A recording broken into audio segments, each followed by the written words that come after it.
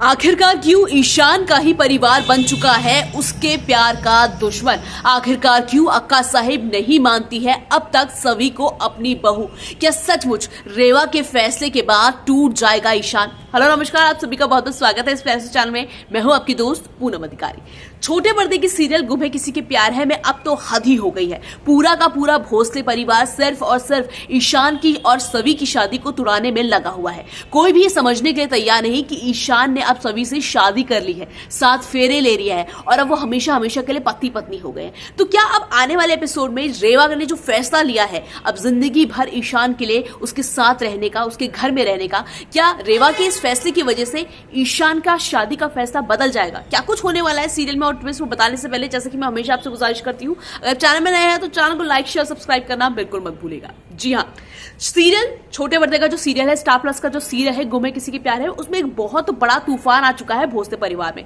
जब से ईशान ने सभी से शादी की है तब से हर किसी की नींदें उड़ी हुई है। और सबसे बड़ी बात तो निशांत काका को मेरे समझ में नहीं आ रहा कि आखिरकार निशांत काका के गुंडे कैसे बेकार थे कि बोला उन्होंने सभी को कहीं बाहर नेपाल छोड़ के आ जाओ, कहीं देश से बाहर छोड़ दो, और उसी सभी के बदले उन्होंने ईशान को गोली मार दी।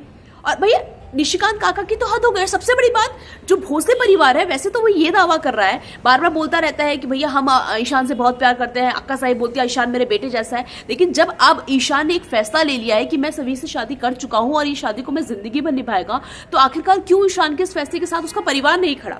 अब आपने एपिसोड तो देखा ही होगा कि किस तरह से जब ईशान सभी को लेकर गोदी में आता है तो फिर अक्का साहिब साफ बोल देती है कि नहीं ये लड़की इस घर में नहीं आएगी, ये मैं इस रिश्ते को मैं इजाजत नहीं देती। वहीं दूसरी तरफ दूसरी मुसीबत आ गई है रेवा की। ईशान को लगता था कि अब उसकी शादी हो गई है तो अब वो किसी भी कीमत में सभी को छोड़ नहीं सकता। रेवा ने और ईशान के लिए मुसीबतें बढ़ा दी है। रेवा ने साफ कह दिया कि भैया अब मैं तो जिंदगी भर ईशान के साथ ही रहूंगी, इसी घर में रहूंगी और ईशान को अपना परमेश्वर मान के रहूंगी। मतलब मैं ईशान को छोड़ के नहीं जाने वाली। मतलब रेवा अभी भले ही समझती हूं मैं कि रेवा ईशान से बहुत ज्यादा प्यार करती है, लेकिन रेवा को अभी समझने की जरूरत है कि ईशान की शादी सभी से हो चुकी है। रेवा भी अब समझने के लिए कुछ तैयार नहीं है। रेवा भी अपना बोरिया बिस्तरा बांधकर सीधा पहुंच चुकी है भोसले परिवार और उसने साफ कह दिया है कि अब मैं इसी परिवार में रहूंगी।